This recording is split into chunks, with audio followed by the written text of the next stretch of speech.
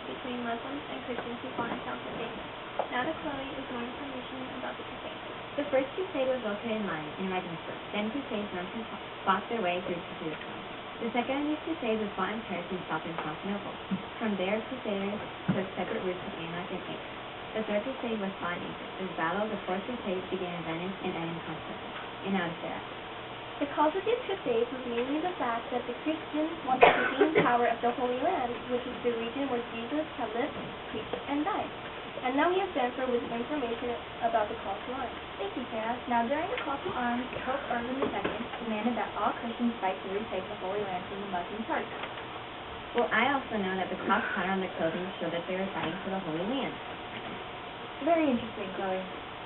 Too many people fought in a distant land hoping to save their souls or please God by doing what they thought he wanted. Now back to Bernard. Well, during the First Crusade, many Crusaders left Europe to fight for the Holy Land. Were all of these people soldiers? Surprisingly, most of the people that set out were peasants, not soldiers. On their way to fight, Crusaders attacked Jews in Germany. They also blamed Jews for Jesus' death. After this event, the Crusaders took over Europe for 50 years. That is very interesting. So now on to the Second and Third Crusades. The Second Crusade was a terrible failure. What caused this terrible failure? Mostly about planning on conquering losses and more likely Christians would be against the Muslims. Since George, the Muslims returned to Europe and less than a year. In 1189, the Muslims retook Jerusalem, which marked the beginning of the Third Crusade. Unfortunately, their plans failed when every king abandoned the crusade except for King Richard I, who was king of England. His main opponent was Saladin, one of the greatest generals of the Middle Ages. After their fights and negotiations, Richard eventually returned home with Jerusalem still in Muslim hands. Very unfortunate, but here I have a very special guest that witnessed all this.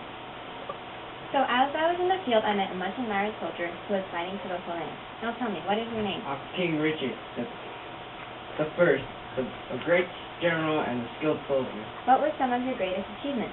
I did not succeed in taking Jerusalem, but I earned the respect of Muslims and Christians. Many people call you Lionheart. Why is that? People call me Lionheart for my bravery and confidence.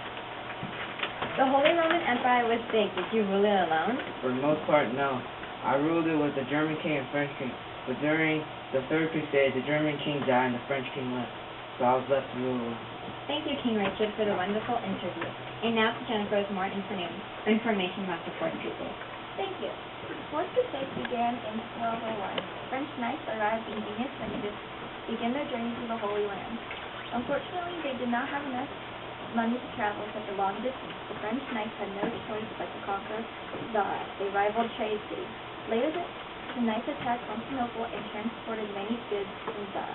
Now to Garth. The Crusades would soon come to an end. In 1921, Muslims took back the Holy Land, ending the Crusades.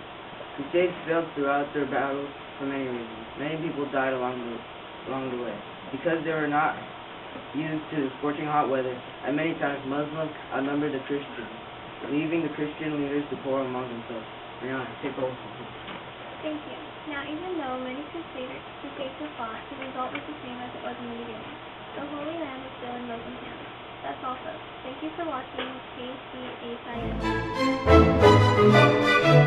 Science.